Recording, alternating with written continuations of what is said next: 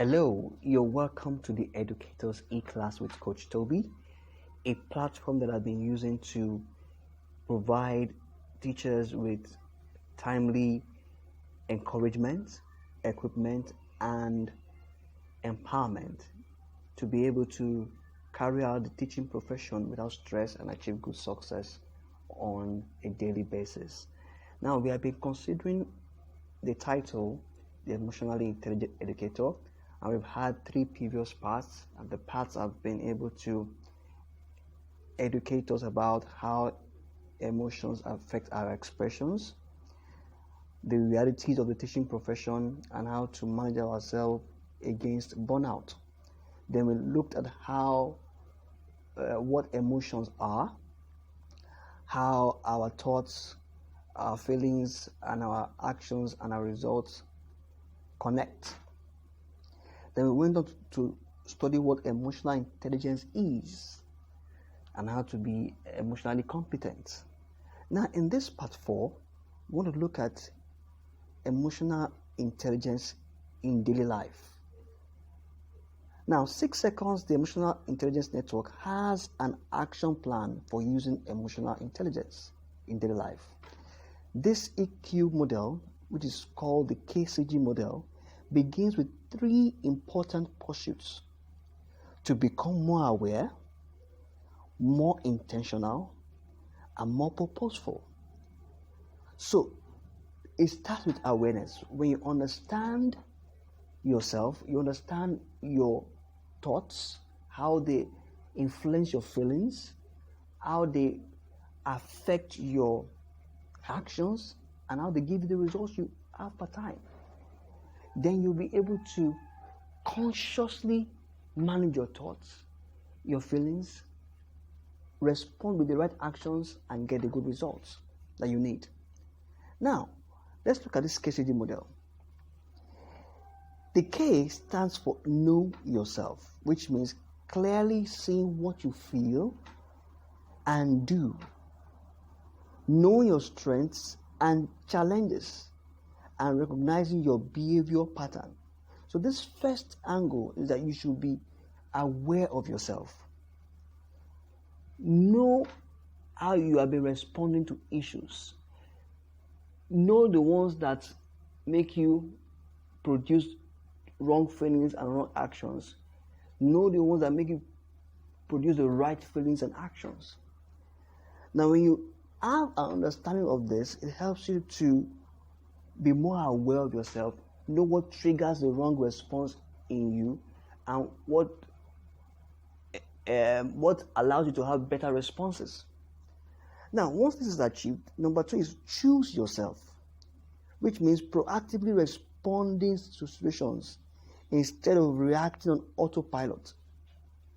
Proactively refers to taking action to control a situation rather than just responding to it after it has happened.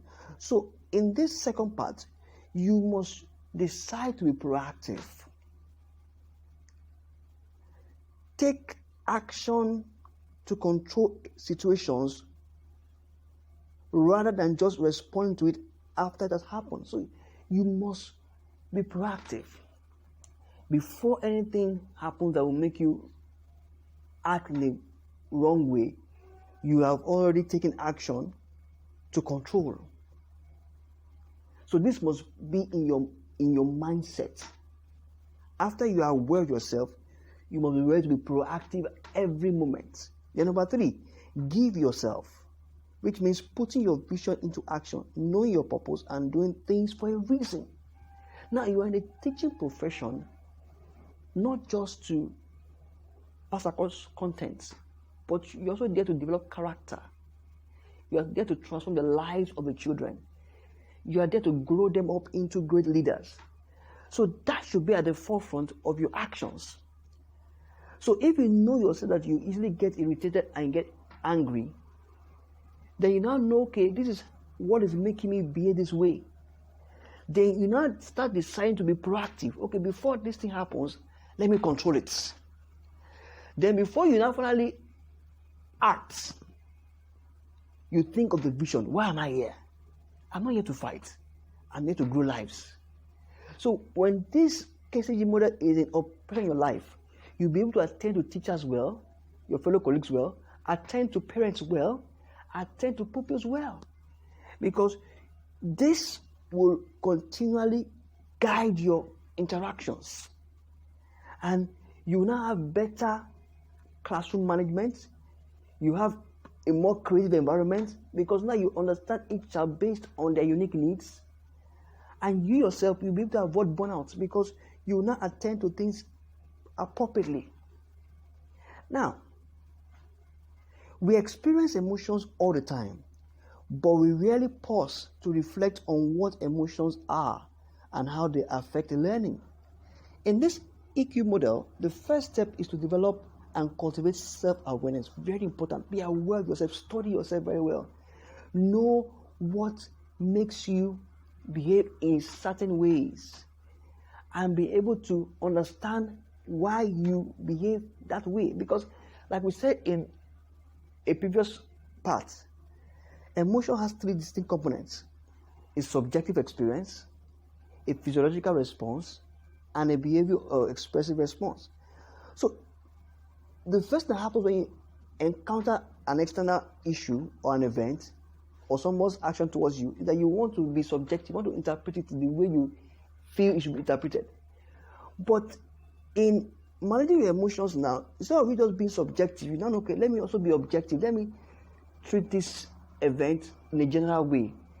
Let me look at it not only from my own perspective, from the other person's perspective. So if a child is behaving in a particular way, you will not just react to him based on his action.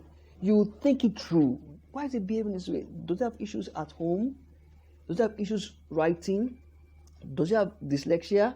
So all of these things will now begin to play in your mind before you now provide the right response. So emotional awareness starts with our ability to identify how we feel. Not only the surface feelings, those that are obvious, but also the ones that are hidden. Try this.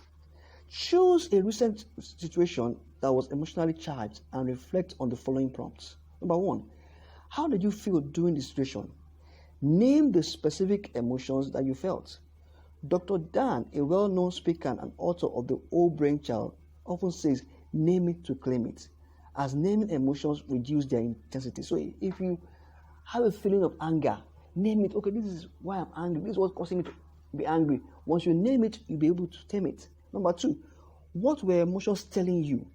Emotions are data, providing information about ourselves and the world around us. So your emotion is showing that you're angry. That means you have a tendency to be angry. So it's giving you data about yourself and also showing a trigger around you. Okay, this is what makes me angry. So let me avoid it or let me try and control it.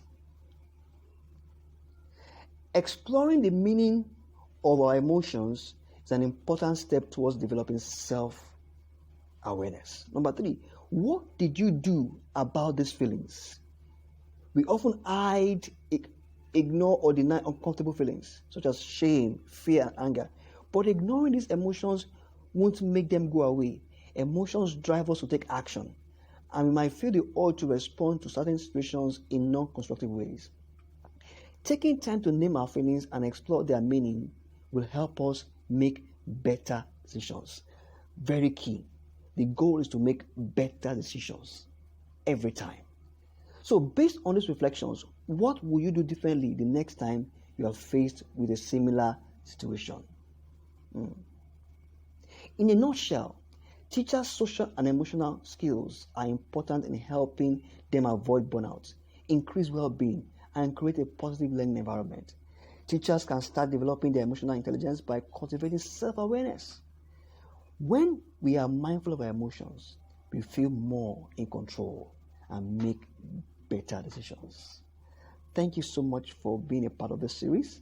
You can send your questions and comments via this number, and I'll be able to help you the more in enjoying your work as a teacher, avoid burnout, and maximize education